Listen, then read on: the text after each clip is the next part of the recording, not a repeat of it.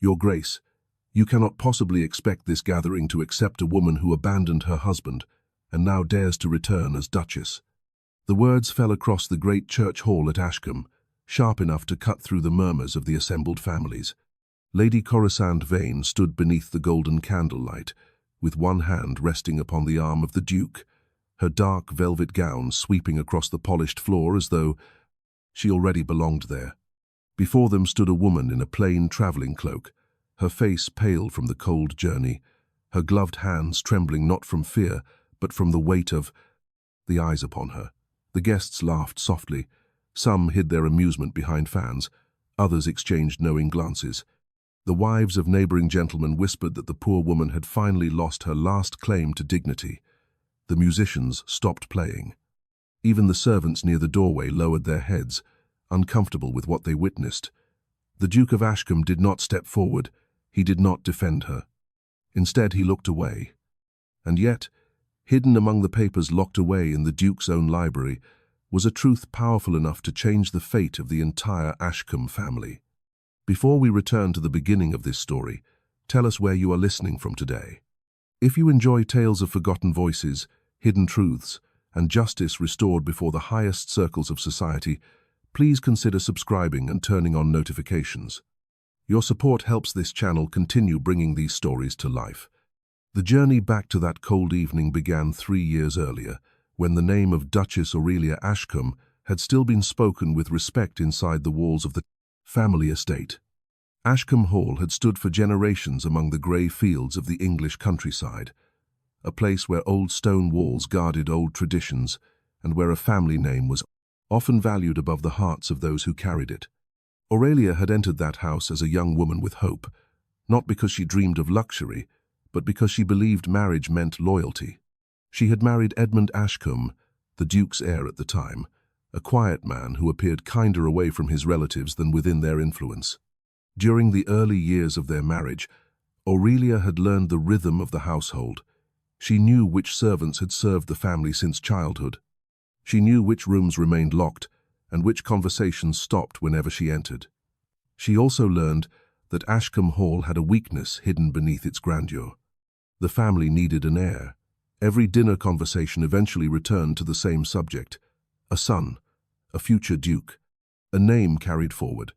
When Aurelia gave birth to a daughter, little Marianne, the congratulations lasted only briefly. The child was healthy. The mother survived. The household should have celebrated. Instead, silence followed. It was not the silence of peace, it was the silence of disappointment. Edmund's father, the former duke, had already passed away, leaving Edmund with the responsibilities of the title and the enormous pressure of protecting the family fortune. His second wife, Lady Corisande Vane, had arrived at Ashcombe Hall months later, claiming she wished only to help guide the household. Aurelia soon understood that Corisande did not come to help. She came to control. Corisande possessed the qualities that impressed society. She spoke gracefully, dressed perfectly, and knew exactly when to offer kindness in public. Yet behind closed doors, she measured every person according to usefulness. A daughter brought no political advantage. A wife who could not provide a son was considered a burden. And a duke who feared scandal could be persuaded into almost anything. The first time Aurelia truly understood the danger was not during an argument. It was during a quiet afternoon in the library when she discovered that several household accounts no longer matched the records she had previously seen. Small amounts had disappeared, not enough to attract immediate attention, not enough to create a public scandal, but enough to suggest someone had been preparing for a larger theft. When Aurelia asked the steward about the missing entries, he became nervous and quickly changed the subject. That evening, she noticed a folded document placed inside a small wooden box with a brass lock. The box belonged to Edmund's late father and had always remained in the library. She did not open it. She only remembered where it was. That memory would later become the first thread leading her back to the truth. At the time, however, Aurelia had far greater worries. Her husband began spending more evenings away from her. Letters that should have reached her arrived late or not at all. Invitations from families who had once welcomed her suddenly disappeared. Corisande never openly accused her of wrongdoing. She did something far more effective. She allowed rumors to grow. At dinners, she would mention that Aurelia seemed tired. At gatherings, she would suggest that grief and disappointment had affected Aurelia's health. Then others repeated the story until the story became accepted as fact. A woman could lose her reputation without anyone ever speaking a direct accusation. Aurelia understood this cruel reality of her world. Her name was not merely a name, it was an inheritance, and someone was trying to take it from her. The final blow came after a winter banquet at Ashcombe Hall. The dining table had been covered with silver trays, delicate pastries, imported preserves, and crystal glasses brought out only for important guests. The entire household had gathered because Edmund intended to make an announcement. Aurelia entered the room carrying Marianne in her arms. She expected news about the estate. She expected a discussion about their future. Instead, she found Corisande standing beside Edmund. The Duke looked older than he had months before. His shoulders were tense. His eyes avoided hers. Edmund announced that society required stability, and that rumors surrounding Aurelia's condition had become too damaging for the Ashcombe name. He did not say she was guilty. He did not say she had done anything wrong. He simply allowed the room to believe she was no longer suitable to remain as Duchess. Aurelia looked around the table. Not one person defended her. Not one person questioned why a woman who had served the family faithfully for years could suddenly become a threat. Then Corisande produced a letter claiming Aurelia had expressed a desire to leave Ashcombe Hall and abandon her responsibilities. Aurelia immediately knew the handwriting was false. But truth alone was not enough. Not in a room where everyone had already chosen what they wanted to believe. The first time in her life, Aurelia understood that innocence could be powerless when faced with a powerful lie. She was ordered to leave through the servants' entrance the following morning, not the front doors where guests arrived, not the grand staircase where generations of Ashcombes had walked, the servants' passage. The same narrow corridor where deliveries entered and where footsteps disappeared unnoticed. The rain had fallen heavily that morning. The cold air cut through her cloak as she stepped away from the only home she had known as an adult. Only one person followed her, Mrs. Eliza Whitmore, an elderly housekeeper who had served Ashcombe Hall for more than 30 years. She carried a small bundle wrapped in cloth. "My lady, I cannot change what they have done," Eliza said quietly, "but I have watched this family longer than most, and I know when someone is hiding something." Inside the bundle was a small key, the same type of key that opened the old wooden box in the library. Aurelia stared at it. She wanted to ask why Eliza had waited. She wanted to ask why no one had spoken sooner, but she already knew the answer. Fear had lived inside Ashcombe Hall for many years. That day, Aurelia left the estate with her daughter, and no certainty about what waited ahead. London became her refuge. The city was louder than the countryside. The streets were crowded with merchants, workers, and people who did not care about an old family name. For the first time, Aurelia discovered that survival required skills beyond manners and etiquette. She rented a small room above a modest shop and began teaching music to children from respectable but struggling families. It was not the life expected of a duchess. It was not comfortable, but it was honest. The first time in her life, Aurelia earned money through her own effort. She learned accounts. She learned negotiation. She learned that dignity could exist without a title. During those years, she did not forget Ashcombe Hall. She studied every letter that reached her. She compared dates. She remembered conversations. She slowly began to understand that her removal had never been about her reputation. It had been about control of the estate. Corisande wanted influence over the Duke. The Duke wanted peace from conflict, and both wanted Aurelia far away from the documents that could expose them. Yet, there was one problem. A person who had been erased could become difficult to predict. 3 years after leaving Ashcombe Hall, Aurelia received an invitation sealed with the Ashcombe crest. It was not an apology. It was not an admission. It was an invitation to a ceremony at the village church where Edmund Ashcombe intended to publicly announce his new marriage arrangement with Lady Corisande Vane, the woman who had replaced her, the woman society believed would become the next Duchess. Aurelia held the invitation for a long time. She could have burned it. She could have remained in London and allowed Ashcombe Hall to become a memory, but beneath the paper was a handwritten message from Eliza. The box was opened. The truth inside concerns not only your marriage, but the future of Ashcombe. For the first time since leaving her former home, Aurelia felt something stronger than sorrow. She felt certainty. She returned to the countryside not as the frightened woman who had been sent away through the servant's door. She returned carrying knowledge, patience, and a question that could destroy everything Corisande had built. What exactly had been hidden inside the locked box for all those years? Aurelia did not know the answer yet, but she knew one thing: the truth had survived. And that meant the people who had built their lives upon a lie were not as powerful as they believed. The journey back to Ashcombe Hall was not long, but every mile seemed to carry the weight of the past. The countryside appeared unchanged. The same stone bridges crossed the narrow streams, the same fields stretched beneath the grey winter sky. Yet Aurelia no longer saw the landscape through the eyes of a woman seeking forgiveness. She saw it through the eyes of someone searching for evidence. When her carriage finally reached the village near Ashcombe, she did not go directly to the estate. She stopped first at a small inn near the market road. It was not the sort of place where a duchess would have been expected to stay. The rooms were modest, the furniture worn, and the fire in the common room struggled against the cold air entering through the old windows. But Aurelia had learned something during her years away.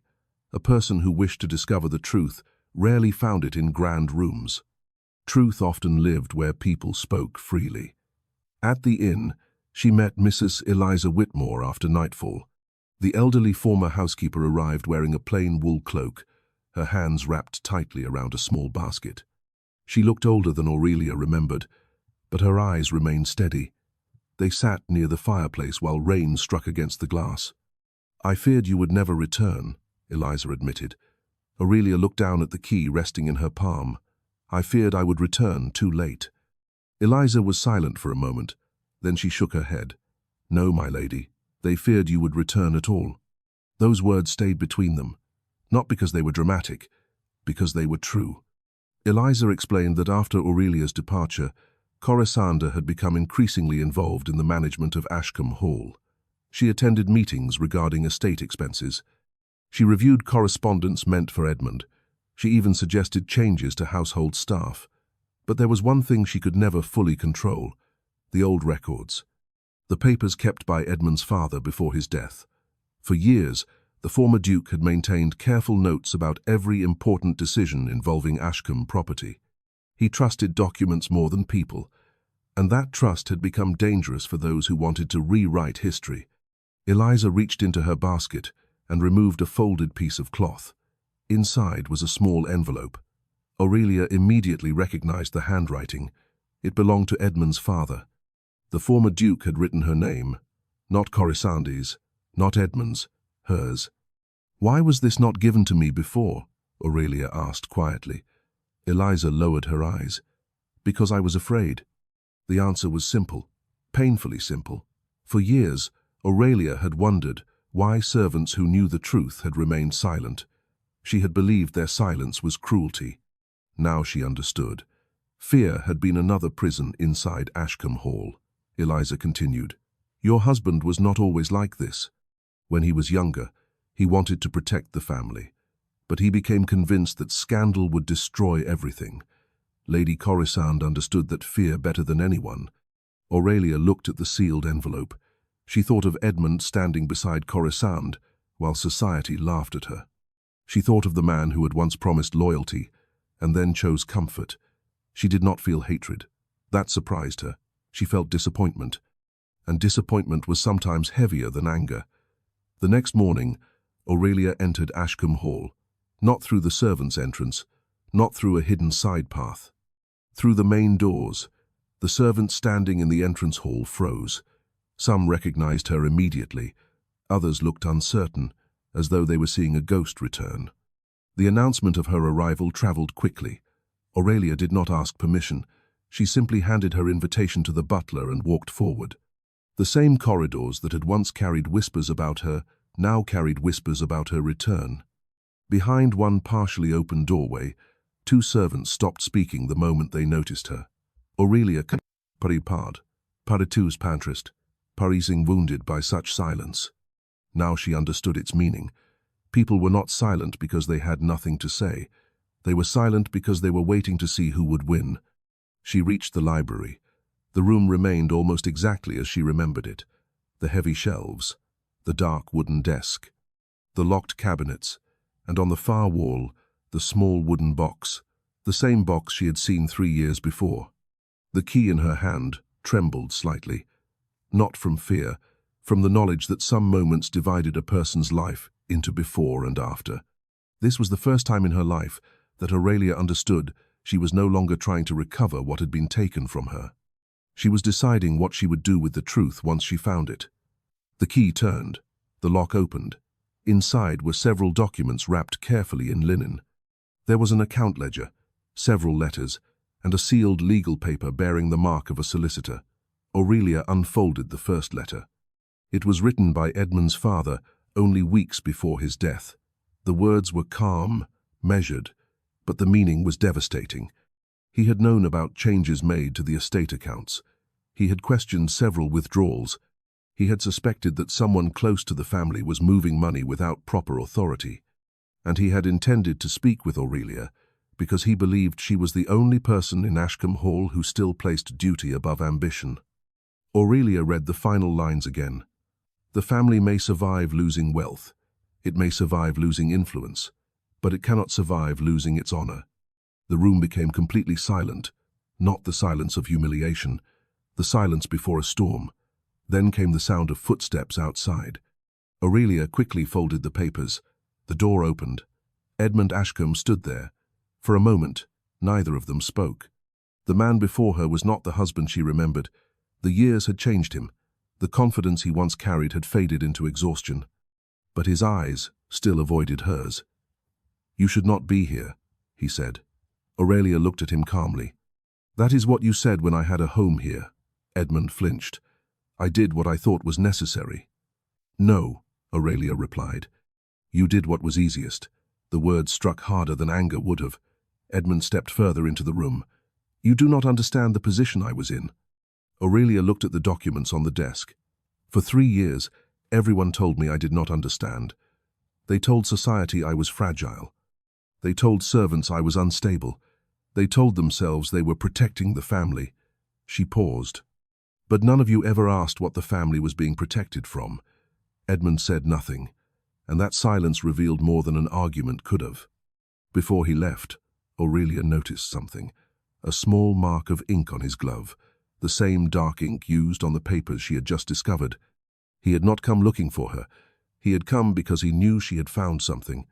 That evening, the household prepared for the church gathering where Edmund planned to announce his future with Corisande. But inside Ashcombe Hall, a different kind of preparation had begun. Corisande was not yet aware that Aurelia possessed the documents. The Duke was not yet aware that Eliza had kept another letter hidden. And the guests arriving for the ceremony still believed they were coming to witness the beginning of a new marriage. They did not know they were walking toward the moment when the past would enter the room and demand to be heard. The morning of the church gathering arrived beneath a sky covered with heavy winter clouds. The village had already begun preparing for the ceremony. Carriages moved along the wet roads. Gentlemen adjusted their coats before entering the church. Ladies carried invitations bearing the Ashcombe crest, believing they were about to witness the beginning of a new chapter for one of England's oldest families. No one questioned why the ceremony felt unusually important. No one questioned why Lady Corisande had insisted that every influential family nearby be present. She wanted witnesses. She wanted the world to see her standing beside the Duke. She wanted history to remember her as the woman who replaced Aurelia Ashcombe. Inside Ashcombe Hall, Corisande prepared herself before the mirror. The room was filled with the finest things her position could provide. Silk from Paris rested carefully across the dressing table. A pearl necklace lay beside crystal perfume bottles. Her gloves had been chosen to match the exact shade of her gown. Everything about her appearance suggested certainty, but certainty was not what she felt. She had noticed the change in the household. Servants who once avoided Aurelia's name now spoke of her arrival. The steward who had always followed Corisande's instructions had become strangely cautious, and Edmund, the man she believed she controlled completely, had become distant. That was the danger of secrets. A secret was useful only while everyone else remained afraid of discovering it. Corisande turned toward the maid, helping with her dress. "Has the Duchess left the estate?" The young maid lowered her eyes. "No, my lady."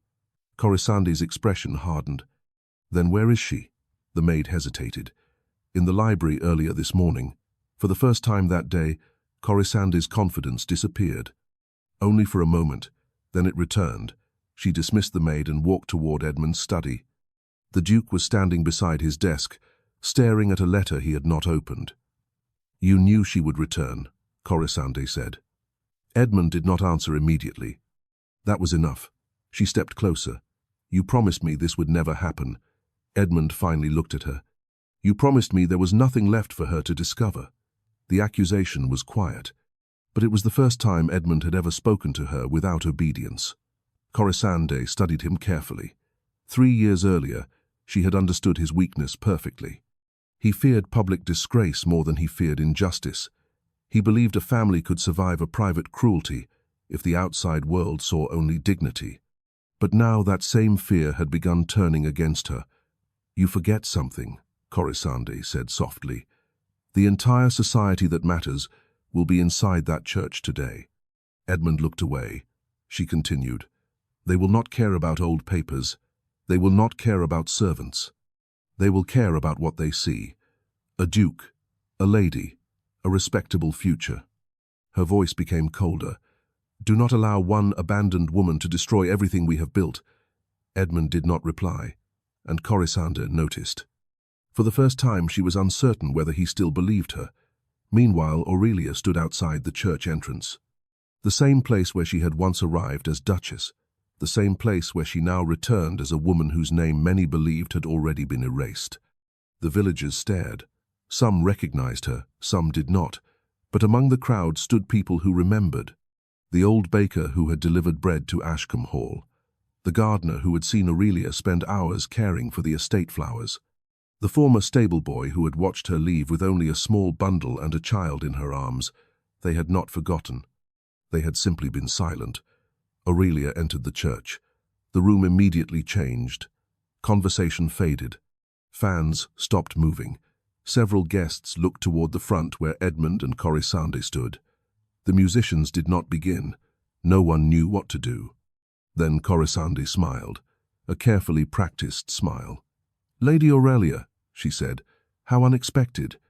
Aurelia walked forward calmly, not angry, not desperate, not begging. "I imagine it is." The guests exchanged uneasy looks. Corisande lifted her chin. "This ceremony is a private family matter." Aurelia looked around the church. "A private matter?" Her gaze moved toward the people seated in the pews, the same people who had laughed when she was removed, the same people who had believed every whisper, the same people now waiting to see whether she would break. "No, Lady Corisande. This stopped being private the moment my name was destroyed before this entire community." The church became silent, a deep, uncomfortable silence. Not the silence of shame falling upon one woman, the silence of an audience realizing it may have judged too quickly. Edmund stepped forward.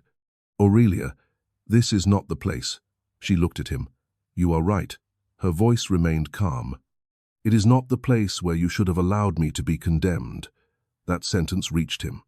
For a moment, Edmund looked like the man she had married. Not the Duke, not the title, just Edmund. But then Corisande interrupted. "Enough."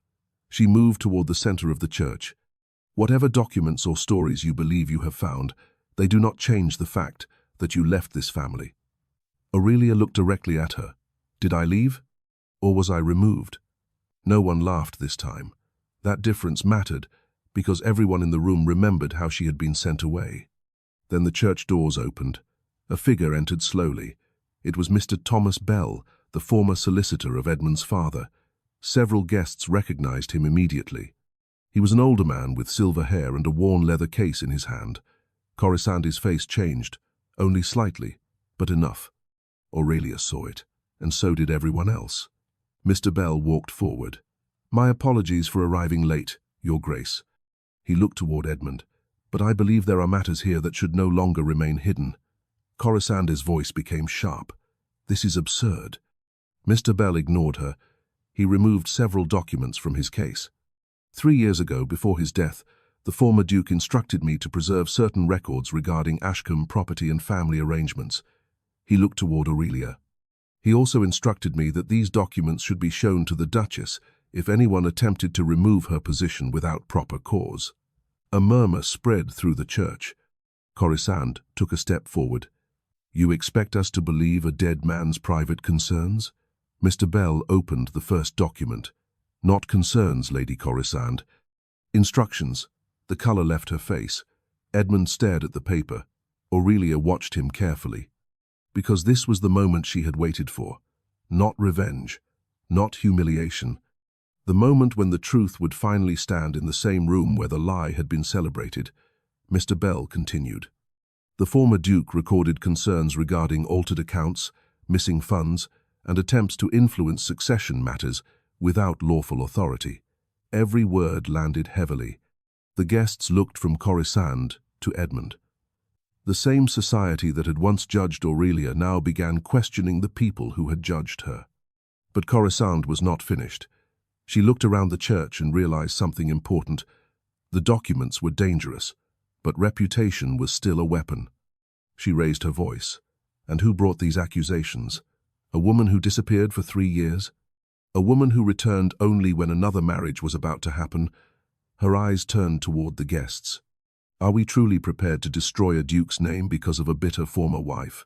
For a brief moment, the old pattern returned. Doubt, whispers, uncertainty.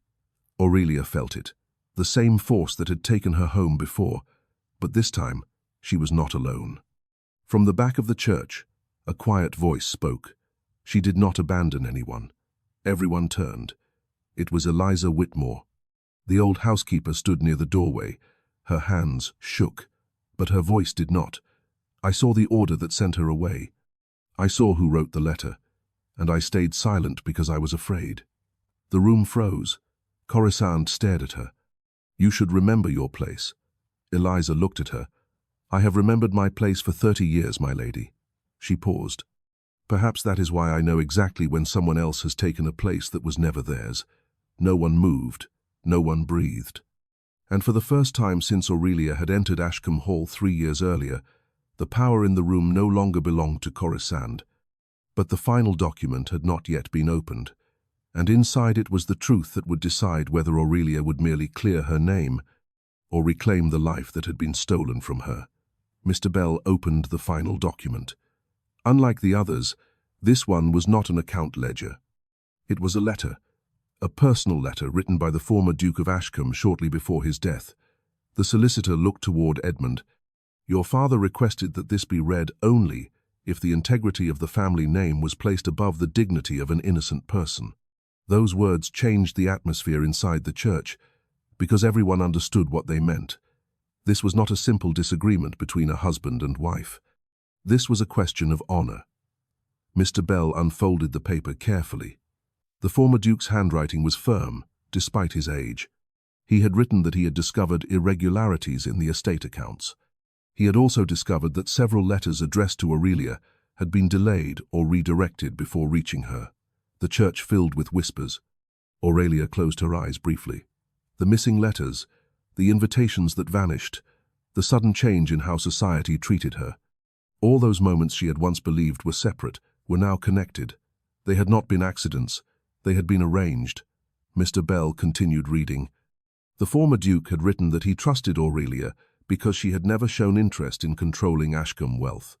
She had only cared about preserving the family's stability and protecting her daughter. Then came the final passage. If my son chooses reputation over truth, he may keep the title, but he will lose the honor attached to it. A family name is not protected by hiding its mistakes. It is protected by correcting them. The church became completely silent. Not the silence of a crowd waiting for entertainment. The silence of people witnessing a man's judgment from the past reach into the present. Edmund stood motionless. For years, he had told himself he had made difficult decisions for the good of Ashcombe. He had repeated the same explanation until he almost believed it. But now he saw the truth. He had not protected the family, he had protected himself from discomfort. Aurelia looked at him. She had imagined this moment many times during her years away. She had imagined anger. She had imagined satisfaction. She had imagined seeing him suffer. But standing there, watching the man who had once promised to stand beside her, she felt something different. She felt the sadness of understanding someone completely. Edmund had not been powerless. He had simply chosen the easier path. The first time in her life, Aurelia realized that forgiveness and trust were not the same thing. A person could regret a wound without having the right to touch the scar. Corisande, however, refused to surrender. She stepped forward, her expression carefully controlled. Even if these papers are genuine, they prove nothing about my intentions. Mr. Bell looked at her, perhaps not alone. But they explain why certain accounts were altered, why certain letters disappeared, and why certain people benefited when the Duchess was removed. His words were measured. But the meaning was impossible to ignore. Several gentlemen who had once greeted Corisande warmly now avoided her eyes. The same society that had admired her confidence began noticing every detail they had ignored before. Her perfect manners, her carefully chosen words, her endless interest in estate decisions. A reputation could be built over years. It could also collapse in a single afternoon. Yet one final matter remained. The question of Aurelia's place. Mr. Bell turned toward the assembled guests. The legal position of Duchess Aurelia Ashcombe was never lawfully changed. The documents presented at the time of her removal were incomplete and improperly influenced. Aurelia heard the words, but she did not feel the victory she once expected. Because returning a title could not return 3 years, it could not return the nights she spent worrying about her daughter's future. It could not erase the humiliation of leaving through a servant's door while people watched. Edmund approached her slowly. The church watched every step. Aurelia. His voice was quieter than before. I was wrong. Those 3 words seemed almost impossible from him. The Duke of Ashcombe had spent years avoiding them. I believed I was saving the family, he continued. I believed keeping peace was the same as doing what was right. Aurelia looked at him. And now? Edmund lowered his eyes. Now I understand that peace built on someone else's suffering is only another form of cruelty. The apology was sincere. She knew that. But sincerity did not erase consequences. She answered softly. I believe you regret what happened. Edmund looked up, almost hopeful. But regret cannot return the woman who left this house 3 years ago. The hope faded. Because she was right. Aurelia did not reject his apology with bitterness. She simply refused to pretend nothing had changed. Behind them, Corisande remained standing alone. The people who once surrounded her had moved away. No one insulted her. No one shouted. That would have been easier. Instead, doors began closing quietly. The invitations she valued would disappear. The friendships built on influence would weaken. The world she had manipulated would no longer reward her. Mr. Bell informed her that further review of the estate accounts would be necessary and that the Duke would need to address the financial matters properly. For the first time, Corisande looked frightened. Not because she had lost everything immediately, but because she understood she had lost control. Later that evening, after the guests had departed, Aurelia returned briefly to Ashcombe Hall, not as a defeated woman, not as a woman begging to be accepted. She walked through the front entrance because she chose to. The same hallway where whispers once followed her footsteps was now quiet. The fire burned warmly in the drawing room. The cold that had followed her outside 3 years before was gone. But she did not mistake warmth for belonging. She entered the library one final time. The wooden box remained on the desk. The key was placed beside it. She no longer needed it. The truth had already been unlocked. Near the window, she found Edmund waiting. He looked toward the gardens. The place where Aurelia had once spent peaceful afternoons before everything changed. I do not know what happens now, he said. Aurelia looked outside. Neither do I. And for once, she meant it as freedom rather than fear. Edmund turned toward her. Will you stay? Aurelia was silent. The question carried everything. The marriage, the title, the years lost. The possibility of rebuilding. But she remembered the small room above the London shop. She remembered teaching children music. She remembered earning her own living. She remembered becoming someone beyond the name Ashcombe. "I will decide where my life goes," she said. "Not society, not this house. Not even you." Edmund nodded slowly, and this time he accepted the answer. The next weeks changed Ashcombe Hall in ways no one had expected. The estate accounts were reviewed. The missing funds were traced. Servants who had remained silent for years finally spoke. Eliza Whitmore was thanked publicly, not as a servant who had overstepped her position, but as the person who had preserved the truth when others abandoned it. Aurelia did return to the estate, but she did not return as the same woman who had left. She created a new role for herself. She worked with local families. She supported education for young girls. She managed parts of the estate not because she wanted power, but because she understood responsibility. And in the village, people slowly stopped speaking about the Duchess who was removed. They began speaking about the Duchess who returned. One winter afternoon, Aurelia stood in the Ashcombe gardens with her daughter Marianne. The trees were bare, the air was cold, but the sunlight touched the ground gently. Marianne held her mother's hand and asked why people had been so cruel. Aurelia looked toward the old house. "Because sometimes," she said, "people protect what they own more fiercely than they protect what is right." She paused. "But truth has a way of waiting. And when it finally arrives, even the grandest doors must open." The first time in her life, Aurelia no longer measured herself by whether others accepted her. She measured herself by what she had built. Years earlier, she had walked away from Ashcombe Hall believing she had lost everything. She had been wrong. She had lost a title. She had lost comfort. She had lost the illusion that those closest to her would always protect her. But she had gained something far more valuable, her own voice, and that was something no one could take away again. For many years after that winter, the name of Ashcombe carried a different meaning, not because the family had become more powerful, not because the estate had grown richer, but because people in the surrounding villages remembered what had happened when one woman refused to disappear. The great houses of England often believed their walls protected them from the world outside. They believed old names could silence uncomfortable truths. They believed that a title could make a person untouchable. But Ashcombe Hall had learned a different lesson. A house could be grand and still be built upon fear. A family could possess wealth and still lose its honor. And a person who had been cast aside could return stronger than anyone expected. Years later, visitors who arrived at Ashcombe Hall noticed something unusual. The servants no longer lowered their voices when speaking about the Duchess. They spoke of her kindness. They spoke of the changes she had made. They spoke of how she remembered every person who had once shown her compassion when she had nothing. Mrs. Eliza Whitmore remained at Ashcombe Hall until the end of her days. She never sought recognition. She never asked for reward.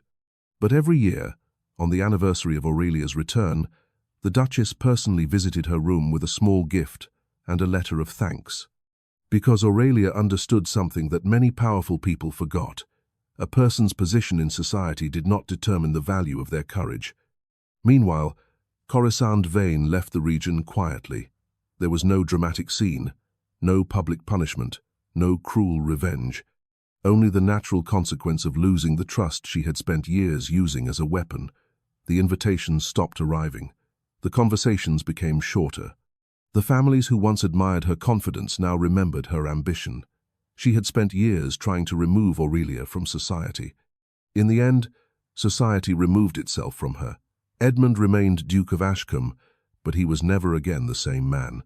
He continued to manage the estate. He continued to carry the responsibilities of his title, but those closest to him noticed a change. He listened more. He questioned rumors. He no longer mistook silence for peace. His relationship with Aurelia did not return to what it had been before. Some wounds healed, others remained as reminders. And Aurelia accepted that. She did not need the past rewritten. She only needed the future to belong to her. The gardens of Ashcombe became the one place where old pain no longer controlled her. There, beneath the trees and beside the flowers she had once cared for before her exile, she found the quiet she had searched for. One evening, as the winter sun disappeared behind the hills, Aurelia walked through the garden with Marianne. Her daughter was older now, confident, curious, free from the fears that had surrounded her childhood.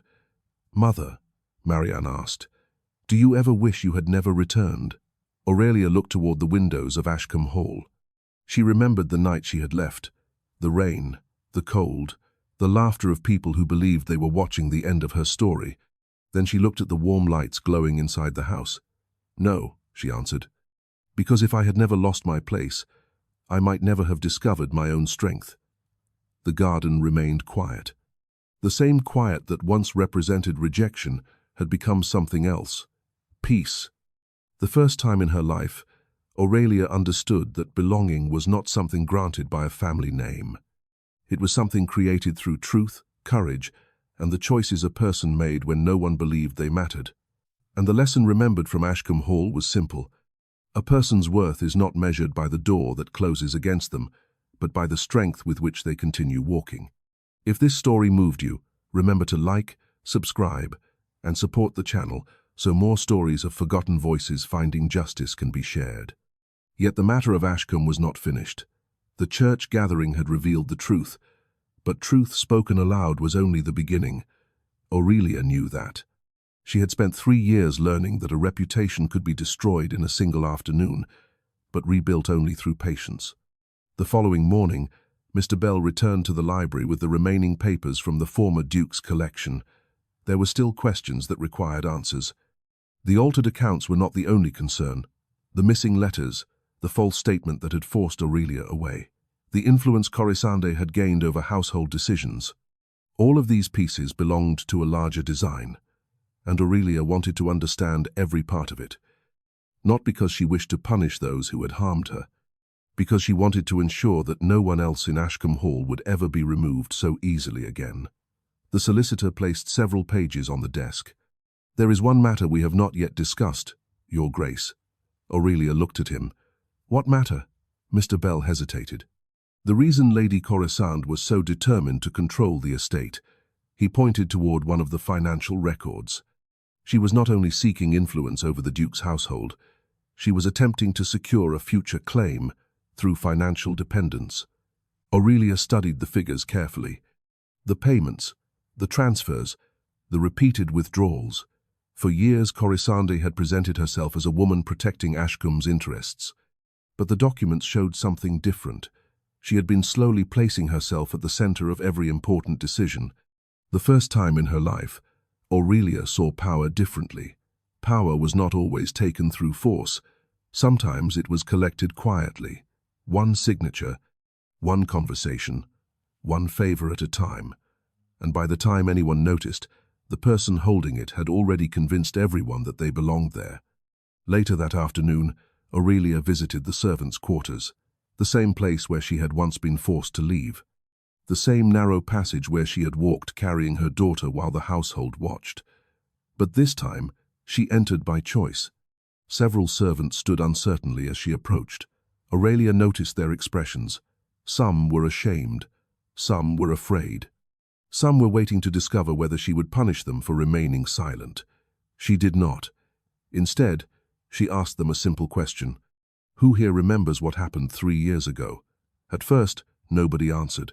Then an older kitchen maid slowly stepped forward. "I do, Your Grace." Her voice shook. "I remember the letter that was delivered the night before you were removed." Aurelia looked at her carefully. "Why did you never speak?" The woman lowered her eyes. "Because Lady Corisande dismissed anyone who questioned her, and because we believed no one would listen to people like us." The answer stayed with Aurelia, not because it surprised her, because it confirmed something she had already begun to understand. The truth had not been hidden because it was impossible to find. It had been hidden because the people who knew it had been taught that their voices did not matter. Aurelia made a decision that day. The servants who had suffered under fear would not remain invisible. She asked Mr. Bell to record their statements. She asked the steward to review every change made during Corisande's influence. And she asked Edmund to be present, not as a duke giving orders, as the man who needed to hear what his silence had caused. The meeting took place in the library. For the first time, the people who had worked inside Ashcombe Hall sat in the same room as its master. Edmund looked uncomfortable, perhaps more uncomfortable than he had ever been at a formal gathering, Aurelia noticed. But she did not soften the truth. One by one, the servants spoke.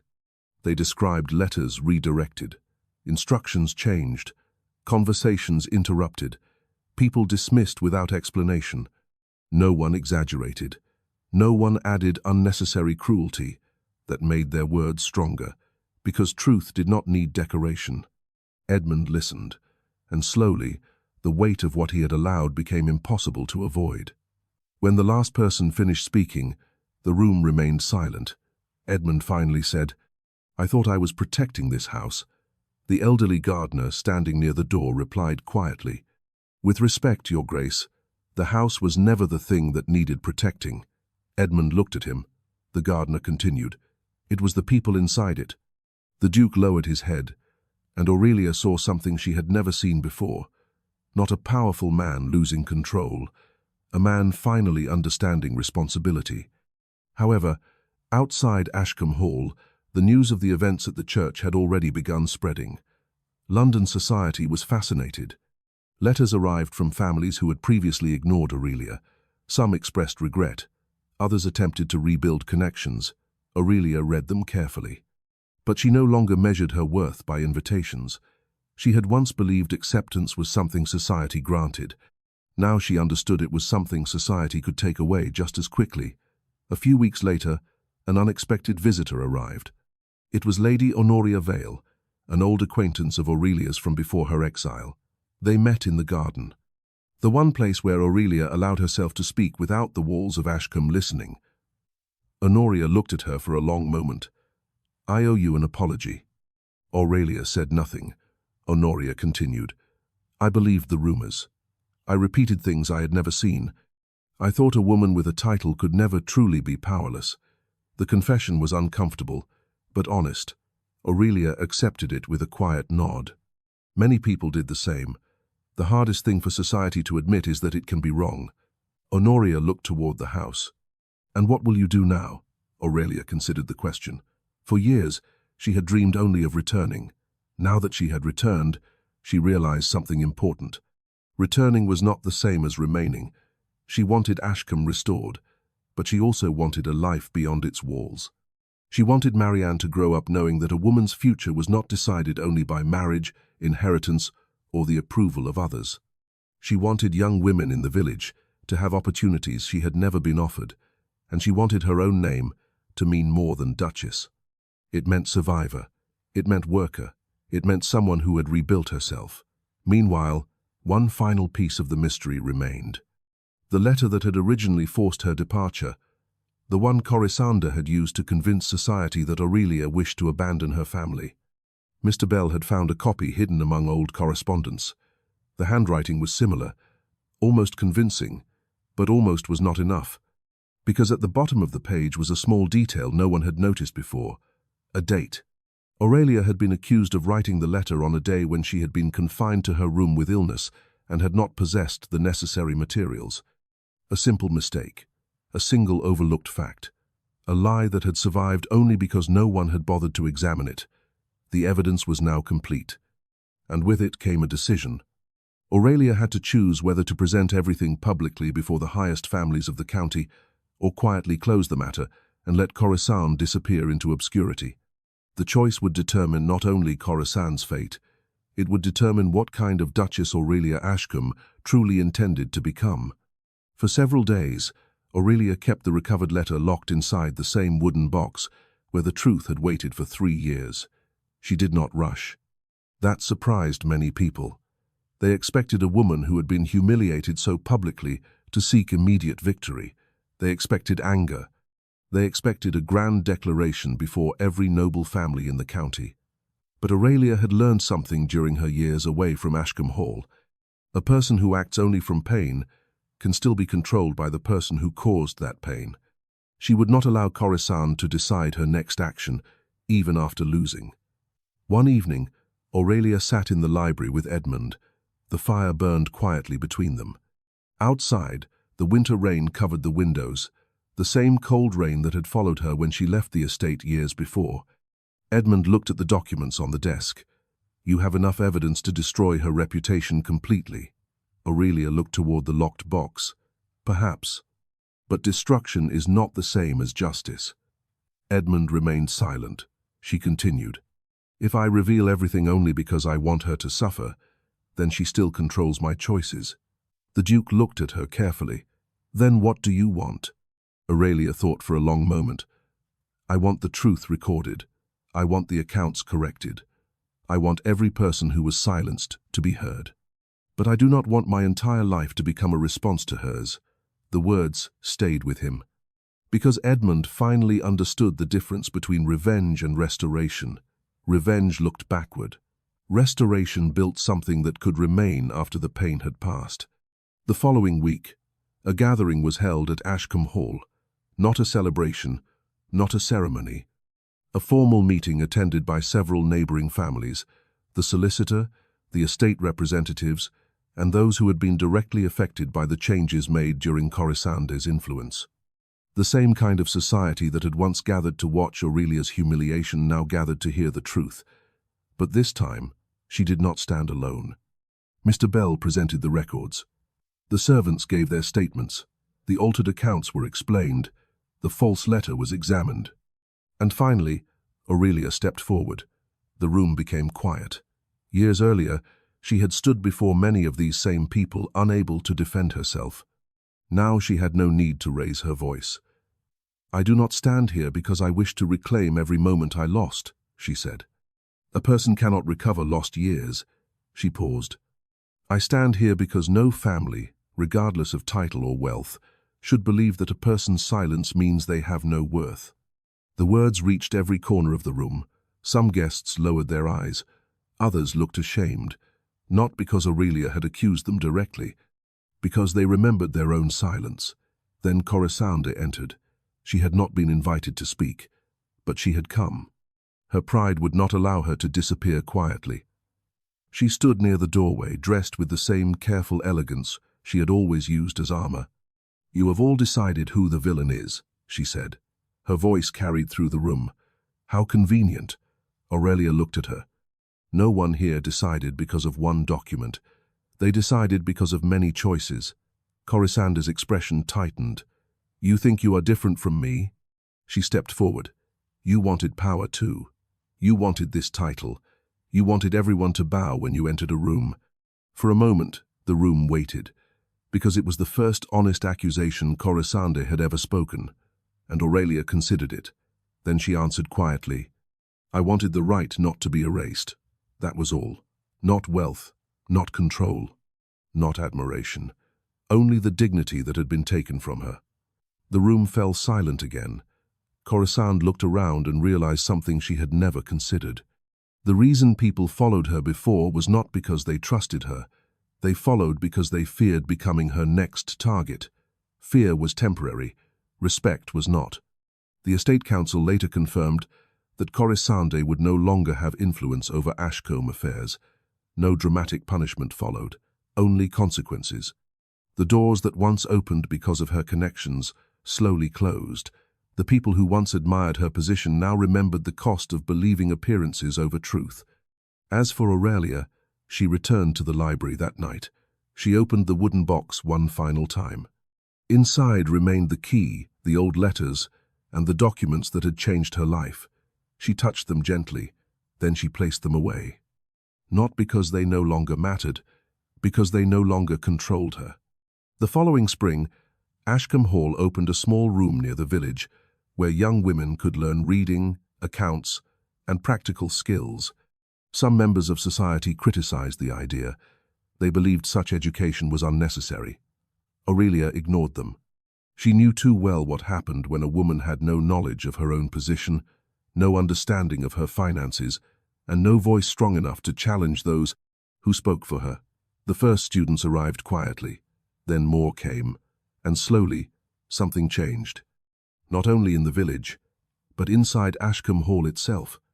The house that had once been a place where secrets were hidden became a place where people were encouraged to speak. One evening, as Aurelia walked through the garden, Edmund joined her. For a while, neither spoke. The garden had always been the only place where the walls seemed less powerful. "I know you may never forgive me completely," Edmund said. Aurelia looked at him. "Forgiveness is not something I owe you on a schedule." He nodded. "But I hope one day you remember that I tried to change." Aurelia considered his words. Change was not proven by promises. It was proven by what a person did when no one was watching. She looked toward the house. Then she answered, "I hope you continue." It was not reconciliation. It was not a return to the past. It was something more honest. A beginning built on the truth. And while the world continued to call her Duchess Aurelia Ashcombe, those who truly knew her understood something far more important.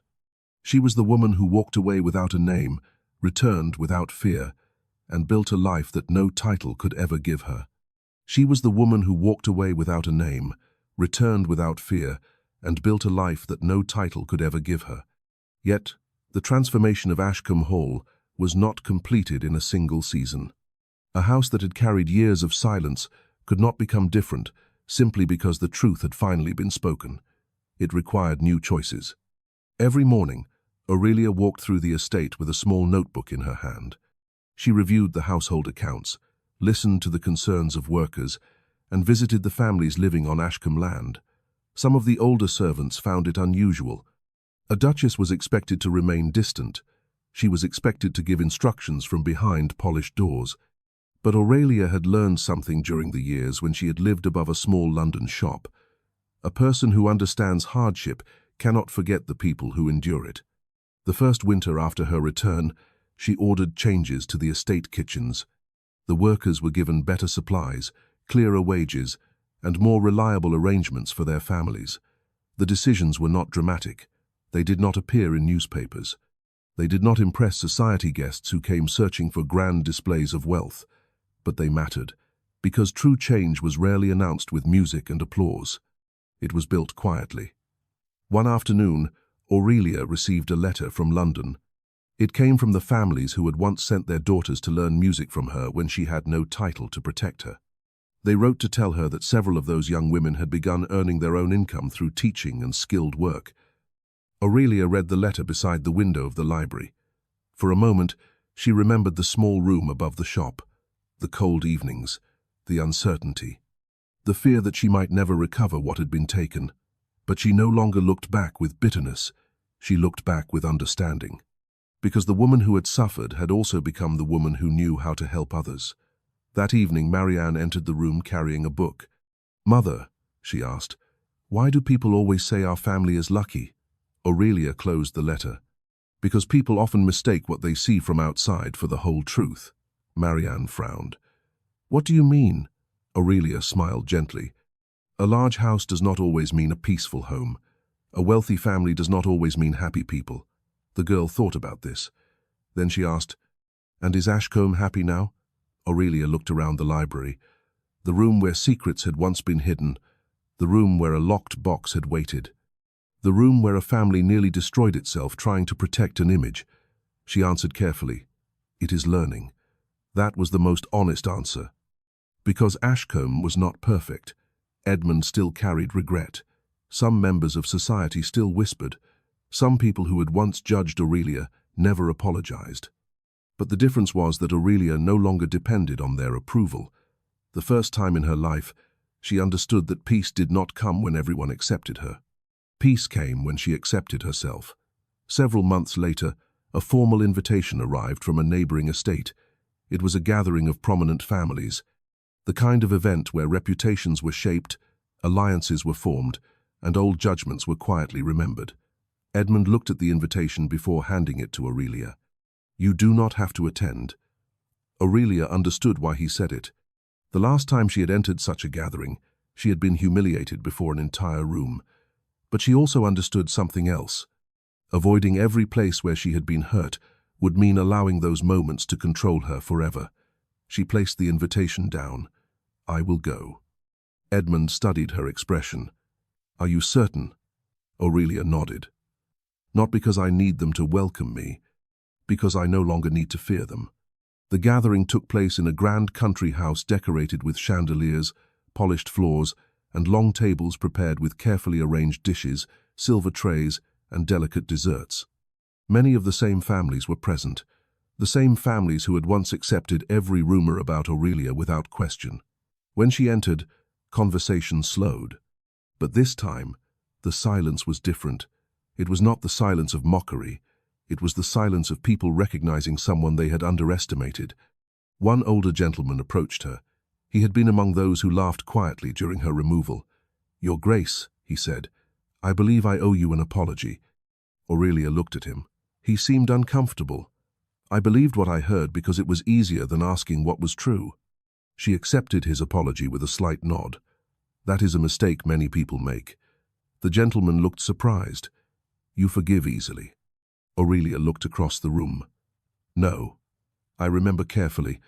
Those words carried no anger, only wisdom, because remembering was what allowed her to protect herself. Later that evening, as music filled the ballroom, Aurelia stood near the edge of the room. She watched people laugh. She watched conversations begin and end. She watched the society that once believed it could decide her entire future, and she realized something. She had returned to this world, but she no longer belonged to it in the same way. She belonged to herself first. When she returned to Ashcombe Hall, she walked into the garden before entering the house. The night air was cold. The stars were hidden behind winter clouds. But the path ahead was clear. Aurelia placed her hand on the old stone wall surrounding the garden. Years earlier, she had believed these walls represented everything she had lost. Now they represented something else. A reminder that even the strongest walls could be opened, and that sometimes the person who leaves through the door is not the person who returns. Because the greatest victory was not standing again inside the house that had rejected her. It was knowing that if those doors closed once more, she would still have the strength to walk away. That knowledge changed everything. For years, Aurelia had believed security came from remaining inside those walls. A title, a marriage, a family name. Those were the things society taught women to protect at any cost. But the years away from Ashcombe had shown her another truth. A person could lose a home and still survive. A person could lose approval and still have dignity. A person could be abandoned and still discover that they were never truly powerless. The following spring brought a new challenge to the estate. Not a scandal, not a betrayal, something far more ordinary. A difficult harvest season had affected many families living on Ashcombe land. Several tenants struggled to maintain their farms, and old estate practices that had existed for generations were suddenly proving too harsh. The former Duke's methods had focused on tradition. Aurelia focused on reality. She spent days reviewing records with the steward and speaking directly with the families affected. Some members of society criticized her. They believed a duchess should not involve herself in matters beneath her station. But Aurelia remembered the years when people had considered her beneath their attention. She remembered how easily society ignored suffering when it belonged to someone without influence. So she continued. The first time in her life, Aurelia used her position not as protection from the world, but as a way to improve it. Edmund watched these changes quietly. He had once believed leadership meant preserving appearances. Now he understood it meant accepting responsibility. One evening, he joined Aurelia in the library. The same room where their family's greatest secrets had been uncovered. The same room where their future had almost ended. "You have changed this house," he said.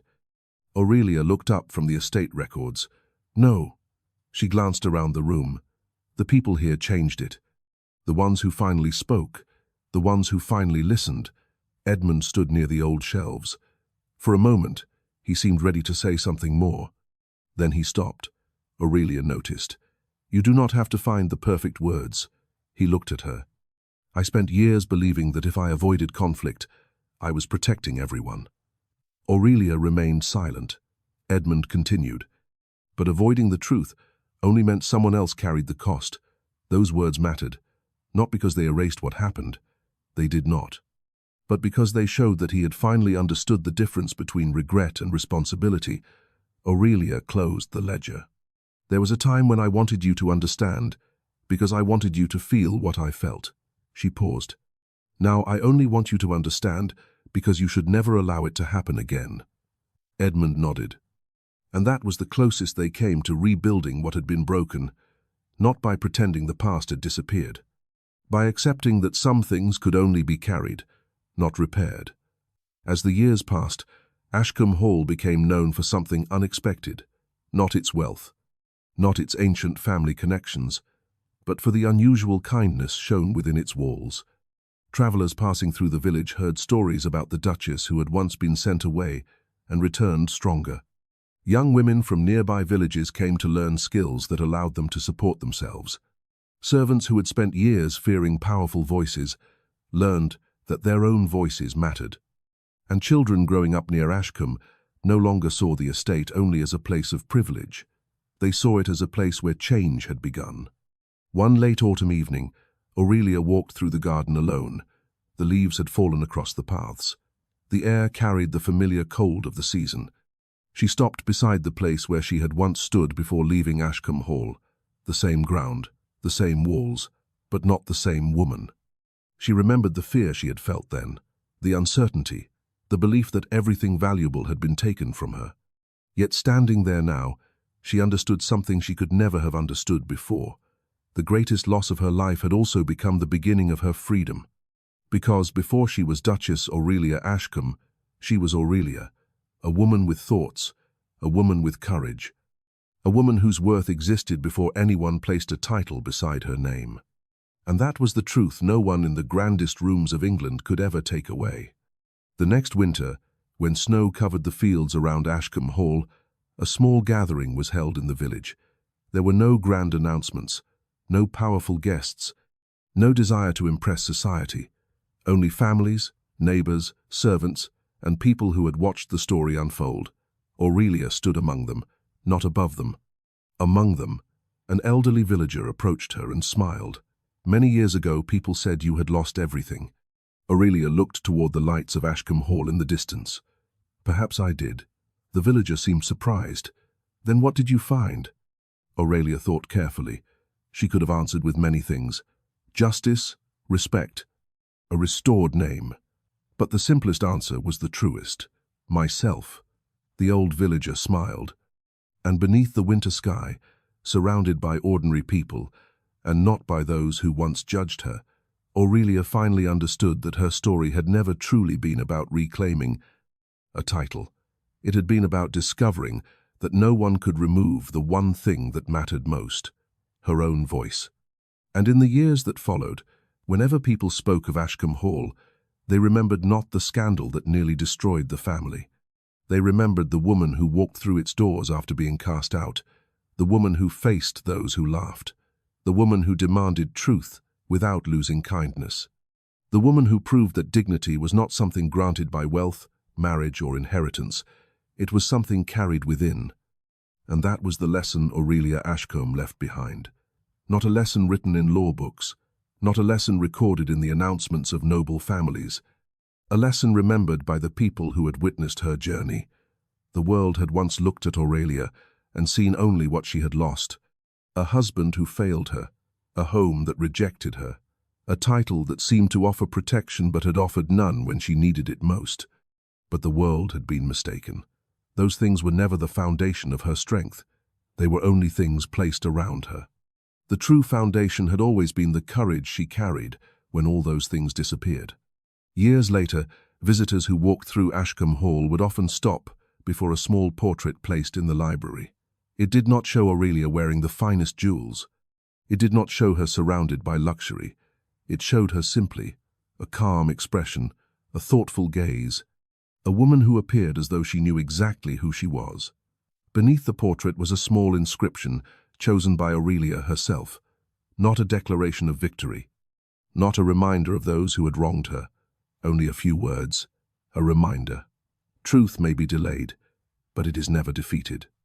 And that became the final memory of the woman who had once entered Ashcombe Hall as a young bride, left through its servants' passage in disgrace, and returned through its grand doors with nothing but the truth on her side. She did not become powerful because society finally accepted her.